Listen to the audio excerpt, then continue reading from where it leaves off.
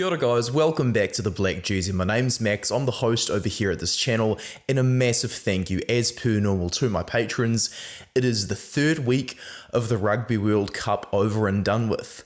We are about halfway or so until the quarter finals. Things are starting to heat up now with Wales having qualified and England over here playing a really nice expansive game. So even though I've just got the one English player in the team today, I just wanted to celebrate a bit of that expansive rugby.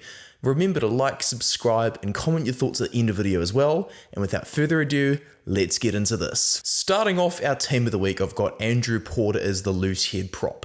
The South African 7-1 bench split absolutely backfired, as I said in one of my analysis videos a few days ago, and Andrew Porter, he was a huge part of it. He played 75 minutes of test rugby. I'm not sure if it's all the extra fitness drills he's done or the 300 kilogram squats he's been doing, but he had an absolutely amazing performance, winning 3 scrum penalties, including 2 near the end of the match.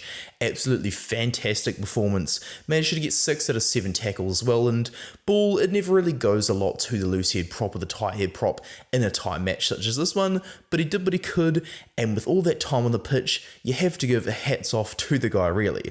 As for the number 2, Bongi Mbonambi of South Africa, the huge turning point I think of the match was actually the moment where he came off. Bongi Mbonambi is unfortunately too old to last the full 80, and the fact that he couldn't play the full 80 really hurt South Africa because he was, without question, their best player on the pitch by far. He did not miss a single line out throw. He was one of their top tacklers with 11 out of 13, and of course he did manage to get a few tight carries in those tight spaces. He packed down really well in the scrum as well, giving his props a really good hand. Bongi Mbonambi, he has been amazing in the World Cup. He saved his best for a really good time, so good on him for doing this. He wants to finish his international career on a high, and he's doing it, making his team very proud of him. The tight head prop, Thomas Francis, though, he will be even more proud of himself after Wales have qualified for the quarterfinals. He played his best game for Wales in a long time. He may have lost the amazing haircut, but he was very effective as a defender with 10 from 14 tackles, winning 2 scrum penalties as well when Angus Bell was left without James Slipper to help him, and of course getting a turnover to have a bit of a celebration. 67 minutes as well, no slouch. He's definitely trimmed a bit of body fat, as I need to do, and it's helping him with his game a lot. He's returning to his best at a great time. As for the locks, Tyg Burn, I can probably make pretty similar remarks about Mbonambi and Porter's performance for Burn. He was a bit of an octopus in the maul, just doing his best to bring it down, getting his arms all over the place, trying his best to win line-out steals. He did win a turnover at one stage, also getting 10 from 12 tackles. A very prolific tackler for the Ireland-South Africa mouth-watering amazing clash. It was one of the best tests we've ever seen. Burn also did manage to get 6 metres off 4 carries, so if you're gaining more metres than you're losing against South Africa, I mean, you're not doing too bad, are you really? The other lock, Scott Cummings, definitely made a pretty good difference for Scotland against Tonga, who were very physical, but the tight 5 forwards, that was definitely the key area where Scotland has the difference, and it allowed to start opening the pitch up a lot more in that second half, and Cummings himself got to celebrate it a little bit with 17 metres and 1 defender beaten, did manage to make 9 from 10 tackles and 2 turnovers as well. A very solid performance for him, one of his best in the Scottish jersey. Now we get to the loose forwards, and Pieter-Steph du Toit, he is in Team of the Week a second week in a row because he was very good for South Africa, getting 8 metres off 3 carries, not too bad for the cuts of carries he's making is not exactly getting a lot of room to work with. Du Toit was always binding to carriers, always shoving them forward, always in the breakdown doing his thing. He was also a very prolific tackler, as many of the other guys have been, with 13 for 14, and as he does, won a turnover. For those who aren't sure of this, by the way, those who are new to rugby, South Africans have their blindside wearing 7, the rest of the world, apart from Argentina and France, have them wearing 6, just to let you know. Anyway, Michele Lamaro, the Italian captain, They got an almighty scare by Uruguay, but this guy, a true hard man, he pushed his team. He was like, right guys, we got to do this. He celebrated a try to really just start pushing the score out of Uruguay's reach, and was of course, as he normally is, the top tackler for the Italians with 16 from 19. He is a monster at the breakdown as well. Did get 2 turnovers. That is Lamaro's style, ferocious, tough, and passionate for his country. He is the leader that Italy have needed for a long time. The number 8 though, Lorenzo Cannone, he did get yellow carded, so I've instead gone for Beka Gorgadze of Georgia. The main thing I was looking forward out for Georgia for this World Cup, it was seeing Gorgadze go for it. Although Georgia will be a bit disappointed they had a draw with Portugal, Gorgadze was playing his absolute heart out and Georgia would have won if not for the last conversion. Gorgadze, he ran 60 metres, beat 3 defenders off 12 carries. He was just working so hard all throughout the game and managed 11 from 14 tackles and 2 turnovers, and just a true all-round performance that also produced 6 passes.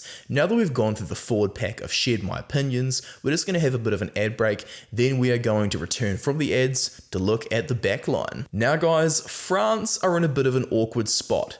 Antoine Dupont had surgery on a bit of a fracture with his face, courtesy of Johan Dazel, the Namibian captain, but it's looking like he's keen to return in a mask to wear on the pitch. Anyway, as for his performance this week, great to see Antoine Dupont just dominating in the loose spaces of the pitch. In just 46 minutes, he scored a try, ran 71 metres, beat 7 defenders, 13 carries, 27 passes, 4 offloads, 3 try assists, and didn't miss a tackle. 10 out of 10 performance, would have been man of the match if he actually managed to stay on for the full game. Luckily though, the rest of his team did really well and it was just Namibia in a 96-0 win. As for the 10 though, Uruguay really did push Italy pretty hard. I have to give credit to Uruguay where it's due. They are genuinely starting to field some genuine world-class players. Though Amaja, the fullback, wasn't 100% this time, Felipe Echeverri, the first 5, the fly half was awesome. I love the guts he had to go for that drop goal near the end of the first half, and he was a baller in the open space, going for 137 metres, 1 defender beaten, 1 clean break, 15 carries, and man was his game management in that first half, superb as well with his 13 passes. A very good defender as well. I mean, look at those stats. I would love to see him join a Super Rugby team and just carve up because, man, the Blues are going to need someone to replicate Beauden Barrett's stuff now that Beauden Barrett's off to Japan. The left winger, I've got an England jersey on for a reason. It's Henry Arundel getting 5 tries, equaling the most tries by an England player at a World Cup. As much as Duhan van der Merwe was awesome for Scotland getting player of the match, Henry Arundel getting 5 tries cannot be something I just ignore. He did work very hard off the ball as well, getting 1 turnover, which is pretty cool. And the thing I love about Arundel is he may be a power winger off to Racing 92 to stay in France after the World Cup, but ultimately, he's very good in the air as well. That definitely helped on the way to those 5 tries. He's just got such a good instinct for the support lines. That's how he bagged them and finished off the work by his team. Henry Arundel's so promising. It's a real shame that he's going to Racing 92, as I said before. Anyway, for the number 12 jersey, Bundy Aki, no question, my most valuable player for this week. Here's a post I made to Instagram about him being player of the match. I'm just going to reuse that graphic because, my goodness, he was massive, and I'm also very tired. I've been awake for about 18 hours or so as of the time of recording. Bundy Aki, legend, respect him so much. 50th test this weekend. Look at the stats, they tell you the story. He was massive for the Irish against South Africa, and he was robbed of an All Black cap.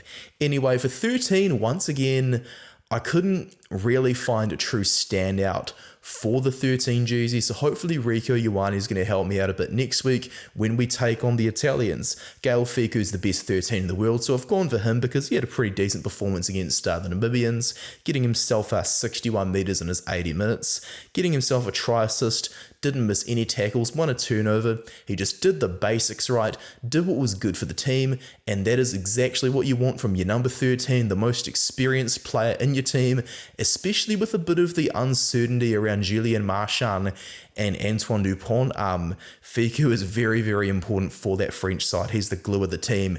Anyway, Damien Penaud, the world's best player, on fire again. Because it was just Namibia, I can't make him player of the week, but he was absolutely fantastic. He didn't get the 4 tries that I was predicting, but he gave me a very good go for my fantasy league. Make sure to sign up to that as well. I've got that linked in the description somewhere. Damien Piano with 8 defenders beaten, 7 clean breaks, 14 carries, 8 passes, 2 offloads, 3 try assists. I mean, surely you guys can see the stats speaking for themselves. Damien Piano playing against a Tier 1 nation was always going to be huge for this fantasy rugby, and he is also getting very, very, very, very, very, very close to becoming France's all-time leading try scorer. He needs just 5 more to get the job done. Question is, can he break it by the end of the World Cup? Jeepers, I'd be nervous if I was the record holder right now, Serge Blanco. To finish off Team of the Week, I've got Blair Kinghorn as my fullback.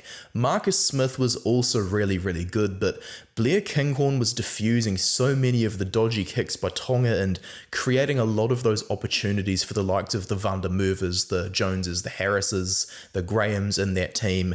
He was really just the catalyst for everything. Finn Russell sat back and let Blair Kinghorn do his thing from 15. He got himself a try as well to go with his try assist. Really just filled out the stat sheet, getting a turnover as well, and with that much space, I mean, a fullback's always going to run at least 100 metres, isn't he?